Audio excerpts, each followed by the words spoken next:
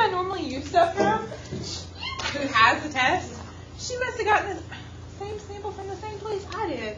How dare she use that guy? Okay, there's one other some more good gravy words, English, come out my mouth now. The other ones, this other sample questions I gave you. We are going to look over those. I promise you I'm not doing 2 for 2 of you seen them both. Heck no. But we're still going to look over it.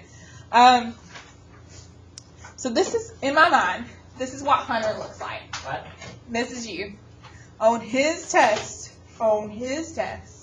when he calculates these scores, like it says, we read the question, there was a mean of 22, he put 22 in the middle, standard deviation of 4, so he went ahead and did that. 1 standard deviation below, bless you, 1 standard deviation above. Then asked how many scored at least a 25. He drew that in. He wanted to know greater, like 25 or greater. So he did his lower bound of 25, his upper bound of a lot of zeros. His mean was 22, his standard deviation was 4. He pressed the button on the calculator, it gave it to him.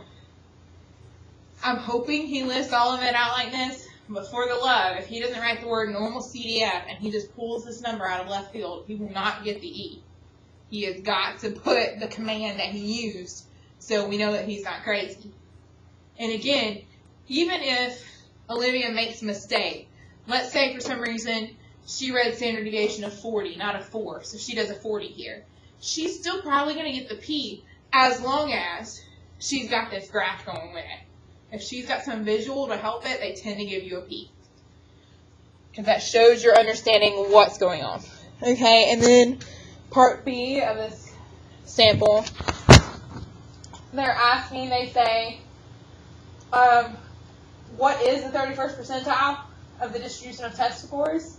So that's one of those where I look at my table, find the 31, then in reverse, find the z-score, and I reverse it. And in fact, again, this is the way I think Hunter thinks. Sample 2, the other sample, same questions. It's how I think. So we'll look at how Ms. Compton would do it in a second.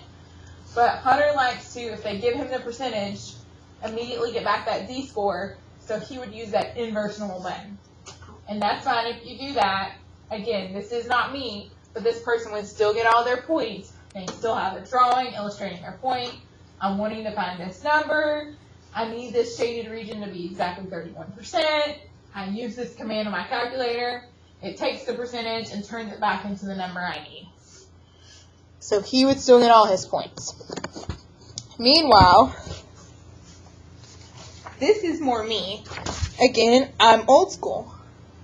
So when it says at least a 25, I literally on my paper calculated z-score. The number they gave me minus the average, all divided by the standard deviation, I get 0.75. Like, I calculate my z-score. That is me. And then when they say, what is the 31st percentile? But this person, they lack that drawing. I do wish they had drawn in that standard curve. I just think the little visual would help. But again, I'm old school like that. On this one, they said, what is the 31st percentile? So I wish this person had used more words. I think they went to their Z table. They found the 0.31.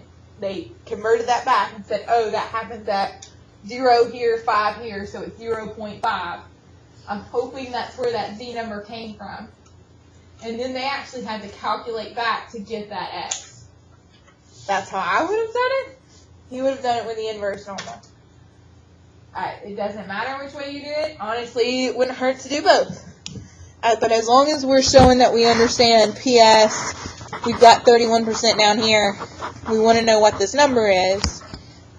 As long as you're showing how you're getting to that, it should be fine. Did you see our test on Monday, but I mentioned so we can start tomorrow? Our test is on Monday, but you can start it tomorrow. I realize my main people are already leave me, but everyone else can kind of get a head start. Because remember, we had a time crunch last time, especially since there are 2 free response questions. And clearly, in order to get a good score, you're going to have to do a little more on that second free response question than you normally would. Because you done saw the answers, people. Okay. Meanwhile, there was a second page to these samples. Because this question kept on going. Because, you know, they have lots of questions. It tends to be like 4 parts. Okay, meaning a point apart. Which kind of sucks. Because if there's 4 parts and it's worth 4 points, and Alex gets a P, he's only getting half a point on a section. So it gets harder. Okay, so in this part, they've got this, the teacher wants to transform the test score, so they have an approximately normal distribution with a mean of 80, standard deviation of 10. She uses a formula. Find the values of A and B that should be used to transform the distribution of test scores. So they again used that, they understood the mean plus the standard deviation times the old score was going to end up working out. And then by doing this, you bring the average up, so the mean would be 80 plus or minus, so between 70 and 90. So that was smart of them. Sample 2 thinks a little differently. They say, I don't know where sample 2 went with this. Again, I'm with her. I like some words. Throw in some words and show me what on earth you're doing. Yes, dear. Okay, so how are we gonna solve number 3 on the graph if we don't know how to do a binary? You're not going to have to do part C. It's only going to be part A and B. That's what the difference Does that is. mean you were more likely to get less than a 4 then, or less than a 3? So since it's only going to be part A and B, part A is worth 2 points, part B is worth 2 points. So if you get the E, you get 2 points. If you get the P, you get 1 point on each section. That is a great question. I'm sure everyone else is glad you asked that. Okay, and then last but not least is an interesting one. And it's one that I need to talk about because there's a multiple choice question on the test that kind of reminds me of this. Let's say you have something and you think it's normal. Can you somehow check it with the empirical rule to make sure it's normal? And this person doesn't explain well, so we're going to look at theirs. So this teacher, she gave a review assignment for homework. The max score on the assignment was 10 points. The distribution was a mean of 9.2 and a standard deviation of 2.1. And would it be appropriate to use a normal distribution to calculate the proportion of students who scored below 7 points on this assignment, and then explain? So can we make a normal curve? The mean was 9.2, and then standard deviation is 2.1, so I could calculate that or whatever. And we want to know below 7 points. Could we convert this to a z-score, find the percentage, do all the things we want to do? Yeah. And everyone wants to, because that's all we've done all chapter long. Because everything we've done has been approximately normal. But we can't do that with this one. Why can we not do the z-score, go to percentage? Why is everything not going to work out? Why is it not kosher? Well, maximum is 10, and the mean is 9.2.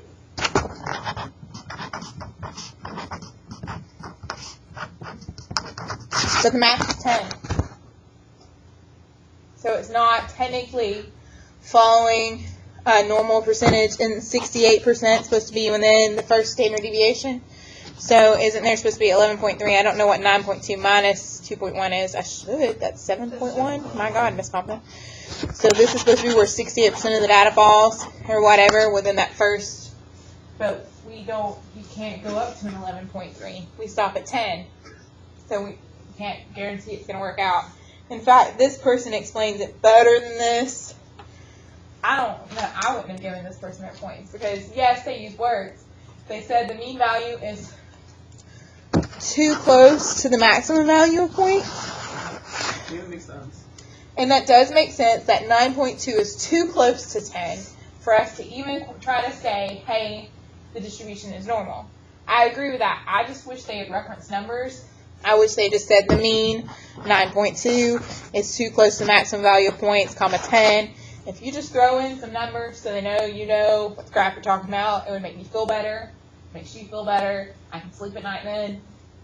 The other person went above and beyond, and this reminds me more of you than Hunter because of the words. This one says, no, on a normal curve, the amount of scores within one standard deviation should be 68%, which you and I agree on. Meaning, so again, we've got this normal curve, and we've decided the mean was 9.2, and that plus the 2.1 was 11.3, and minus the 2.1 was was a 7.1. And we said that 68% happens in between here and here. Then you and I just did a worksheet on how that means 2 tails or how much. How much is left? What percentage is left? 16 in each tail. So we've got to have 16% of the people making above an 11.3. Is that possible? No. So that's what this person says. 16% of the score should be higher than the first deviation. And since then they use the numbers and everything, it would be impossible to have 16% of the scores higher than the first deviation because the max score is 10. So, my God, they're a genius and they used all the words. I wish I could memorize this because that was good. Okay, and then yes, dear. Yes. The last thing I need to say before I say you need to study and you need to do your homework. You need to do things on your own. The last thing I need to say, and we're just going to ask Google because that's how my day's going. What was the question?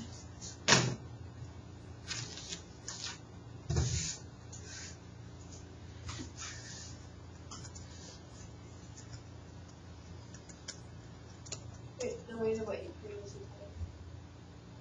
I hate it when it does that. Not follow. Okay, what do we do if our stuff looks symmetric, like it kind of did on the last one, but it doesn't actually follow the empirical rule? And where's the one I was looking at earlier?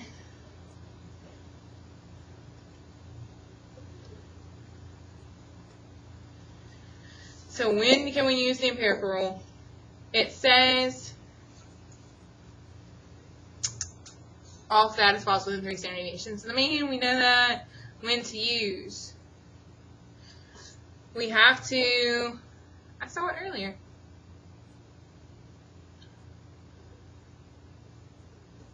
Okay, it's not helpful.